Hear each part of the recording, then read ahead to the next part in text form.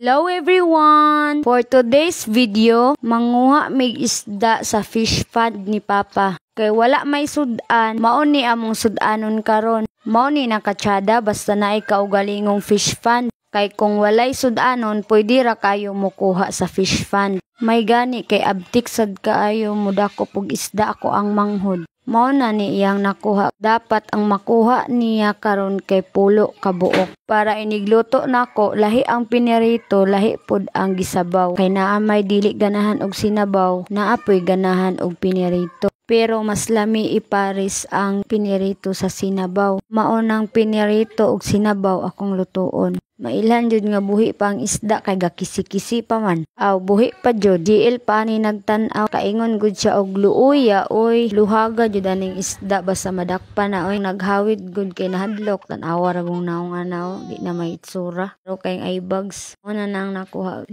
na ka buok. I-zoom jud nato be kung buhi pa ba jud. Aw buhi pa jud di ay kay naglurat pa ganing mata o. Naglihok-lihok pang mga baba. Igutom guro ni sila kay wa pa nabahugan. Bahalag lihok kay ning mga isda basta kay masudan. Kay wala nay sudan ang tagbalay. May gani kay naa may Papa nga kugihan mabuhi og isda. Kay kung walay sudan na adyoy madakop. Mao man sad ni iyahang purpose nga nagbuhi siya isda. Kay pulo naman kabuk na dakpan, ako na nang gidala sa balay kay pahinluan din sa akong manghod. While naghinlo pa og isda akong manghod, ako sa aning bahugan ning mga isda diri. Makalingaw jud magbahog sa isda oy kay makita nimo sila ba nga kakaon sa mga bahog. Feeds day ang ginabahog ani sa akong Papa. Mao nang dagko sila ug dali ra pud na nagko. Ina sa den sa pikas ako ang gibahugan. Di bali upat man gud ni sila ka utanganan og isda. Kanang pinakadako ang nakabutang diha mao na ang mga mga tilapia. Ani din diri nga side mo ni ang mga orange nga tilapia. Gibahugan sad nako. Klaro jud kay ang gipanggutom. Ganahan kay kung nagbahog diri kay makita jud nako sila ba nga gakaon. Diri na sad ta sa pikas katong amo ang gikuan ganina og isda. Mao ni diri ang mga orange nga tilapia pero naapoy nakasagol nga ito. Kay humanaman ko og pamaho. Humanaman sad na hinluan ang isda. Ako na ning lutuon. Itimplahan na nako daan. Giprito na dayon nako ang isda. Sa jud magluto ko mao jud ni akong kahadlukang mapisikan og mantika. Kaya stara ba yung sakit. Tamot na kung sa naong mo pisik. Mao nang kung magpirito og isda maglikay-likay jud kus mantika. Kay di jud dali mapisikan. Sakit kaayo. Aw ana jud na di lang kay tao ra ang kabalo magpasakit. Apil pod ang mantika.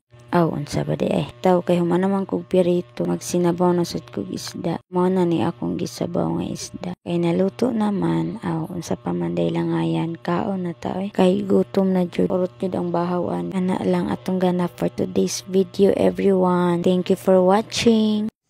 Bang. God bless.